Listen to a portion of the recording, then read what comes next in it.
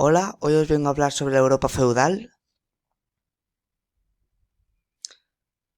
del reino de los francos al imperio carolingio. En el siglo VIII, los reinos francos eran gobernados por mayordomos de palacio.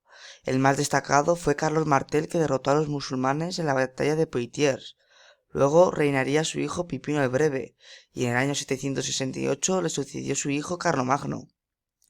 Carlomagno impuso el cristianismo en toda Europa, y era tanto el poder que tenía que en el año 800 el Papa le coronó como emperador de Occidente.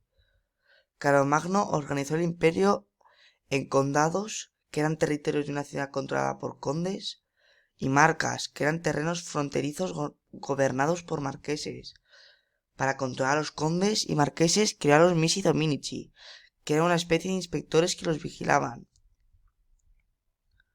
A la muerte de Carlomagno, el imperio se dividió entre sus descendientes: Carlos el Calvo, Luis el Germánico y Lotario, que heredó el título de emperador. Esta partición del imperio se firmó en el Tratado de Verdún en el año 843. Una época de inseguridad. Hacia el año 1000, Europa estaba dividida en numerosos estados y reinos. Las guerras entre ellos debilitaron a los reyes y mermaron su capacidad defensiva, lo que facilitó la llegada de nuevos invasores a Europa, como los vikingos o normandos, los magiaris o húngaros y los sarracenos. Estos pueblos actuaban con mucha violencia y crearon un clima de terror. La debilidad de los reyes. Debido a la inseguridad creada por las nuevas invasiones, los reyes perdieron poder y tuvieron que establecer lazos personales con los nobles. Para realizar las tareas de gobierno se rodeaban de familiares o amigos que formaban la curia o consejo real.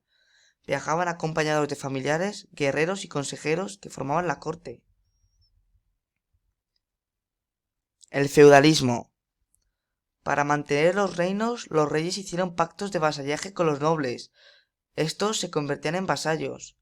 A su vez, los campesinos buscaban la protección de los nobles, convirtiéndose en siervos. Algunos nobles tenían a otros nobles como vasallos, y estos establecían una cadena de lazos personales.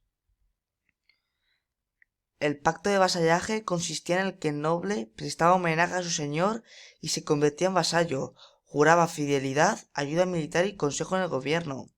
A cambio, el monarca le concedía un feudo. Las tierras que formaban el feudo se dividían en dos tipos: la reserva señorial, parte del feudo cuya explotación se reservaba al señor; los mansos, que eran tierras que el señor concedía a los campesinos. Los señores feudales tenían derechos de jurisdicción sobre sus feudos, impartían justicia en ellos y cobraban impuestos a los comerciantes como el peaje y el pontazgo. En cada feudo, además del castillo, había una o varias aldeas, de las que vivían los campesinos que dependían del señor. La sociedad estamental. La sociedad medieval estaba dividida en tres estamentos, que eran órdenes o grupos sociales a los que pertenecía de nacimiento. Los nobles y el clero eran los estamentos privilegiados, y el resto de trabajadores, principalmente campesinos, era el grupo de no privilegiados. La principal de los nobles era la guerra. Se iniciaban desde niños como pajes y escuderos de nobles importantes. Al llegar a la mayoría de edad eran armados caballeros. Cuando el rey les solicitaba ayuda militar, acudían con sus vasallos y ejércitos formando una mesnada. Las damas de los nobles tenían como función principal contraer matrimonio y tener hijos para continuar el linaje. Las mujeres solteras ingresaban en monasterios y se convertían en monjas. Los campesinos. Se distinguían dos tipos de campesinos que vivían en los feudos señoriales: los siervos, que estaban sometidos a la autoridad del señor y que trabajaban gratuitamente; a cambio recibían alimentos del señor. No podían casarse ni abandonar el feudo sin permiso. La condición de servidumbre se heredaba de padres a hijos. Los campesinos libres decidían sus actos personales, trabajaban en los mansos y a cambio pagaban unas rentas al señor. Podían abandonar el feudo y pagaban el diezmo a la iglesia, que era la 10ª parte de la cosecha. Cultivaban principalmente cereales, utilizaban herramientas muy rudimentarias. Utilizaban la rotación bienal, por eso los rendimientos agrícolas eran muy bajos. A partir del siglo XI, la producción agrícola creció, debido al aumento de la superficie cultivable y la introducción de avances como el arado de vertedera, la rotación trienal de cultivos y la extensión del regadío. Las aldeas eran de tamaño variable. Alrededor se disponían los campos de cultivo en forma de anillos concéntricos y los bosques estaban alejados. Las viviendas eran sencillas y pequeñas, construidas con adobe y madera, y se cubría el techo con cañas y pajas. En el interior se distinguían dos espacios, uno para el ganado y otro para la familia. Los campesinos eran autosuficientes, es decir, producían lo que necesitaban. El nivel de vida era muy bajo y por eso tenían una vida corta. El poder de la Iglesia. El clero estaba dividido en clero secular, formado por los cardenales, los obispos, los arzobispos y los sacerdotes. Controlaban las diócesis, que comprendían varias parroquias. El clero regular, formado por las órdenes religiosas encabezadas por el abad o abadesa. Por debajo estaban los superiores que dirigían los conventos y monasterios donde vivían los frailes, los monjes y las monjas. Al frente de la Iglesia estaba el Papa, que era la máxima autoridad religiosa y gobernaba los estados pontificos. La influencia de la Iglesia. Tenían gran poder político y económico.